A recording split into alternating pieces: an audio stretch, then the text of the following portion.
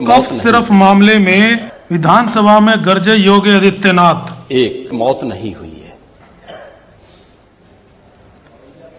एक दूसरा, इस मामले में एनडीपीएस के अंतर्गत कार्रवाई होगी। ये उत्तर प्रदेश सरकार इस मामले को कोर्ट में जीती है। उत्तर प्रदेश ने इस मामले को लड़ा है। तीसरा, उत्तर प्रदेश में इसका जो सबसे बड़ा होलसेलर, जो बड़े होलसेलर हैं, जिसको सबसे पहले एसटीएफ ने पकड़ा था 2016 में, उसको लाइसेंस समाजवादी पार्टी ने जारी किया था। जो फोटो रिलीज हो रही है, देश के अंदर दो नमूने हैं, एक दिल्ली में और एक लखनऊ में बैठते हैं।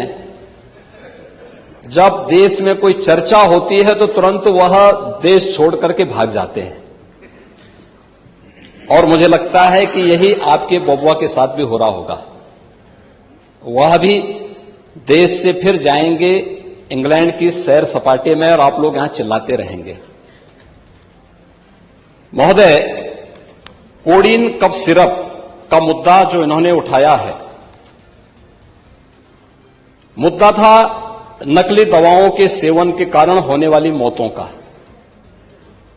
और उसके बारे में हमने पहले ही बताया है कि नकली दवा के कारण होने वाली मौत के प्रकरण की कोई भी बात अभी तक शासन के संज्ञान में नहीं आई है। और समय समय पर एफएसडीए विभाग इसको लेकर के छापेमारी करती है, कार्रवाई करती है। कंपनियों में भी इस प्रकार की कार्रवाई होती है। यूपी के अंदर कोडीन कफ सिरप, इसके केवल स्टॉकिस्ट हैं, होलसेलर हैं। इसका यहां पे प्रोडक्शन नहीं होता है।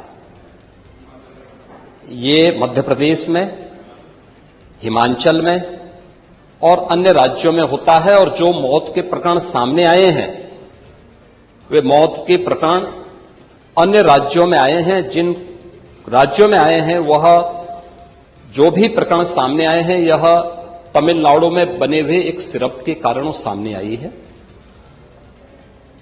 ये पूरा प्रकरण इलीगल, यानी इसमें एडिटेशन का भी नहीं है, यह इलीगल डाइवर्जन का है। इस डाइवर्जन के माध्यम से इन होलसेलर ने, जिसमें सहारनपुर का भी है, गाजियाबाद का भी है, वाराणसी का भी है, लखनऊ का भी है और कानपुर का भी है, इन लोगों ने इसको उन देशों में पहुंचाया है, उन राज्यों में पहुंचाया है जहां मद्य निषेध है, लेकिन वहां पे नशे के आदी लोगों को इसको लेने की एक आदत सी है, तो वहां पर उसका दुरुपयोग किया गया है। जबकि बिना चिकित्सीय परामर्श के इसका सेवन नहीं हो सकता, खासतौर पर बच्चों के लिए। एडल्ट भी चिकित्सीय परामर्श से इसका सेवन करता है। कौन ऐसा व्यक्ति है जिसने कफ सिरप नहीं लिया? खांसी होती है, हर व्यक्ति लेता है, लेकिन चिकित्सीय परामर्श से उसमें लिखा जाता है। क्योंकि पढ़ाई लिखाई से आप लोगों का कोई वास्ता है नहीं, इसलिए आप लोग हमेशा इस प्रकार की बातें करते हैं। ये कार्रवाई सरकार ने की है और सरकार ने इसके लिए 79 अभियोग अब तक दर्ज किए हैं। इसमें 225 अभियुक्तों को इसमें नामजद किया है। 78 अभियुक्त अब तक गिरफ्तार हुए हैं।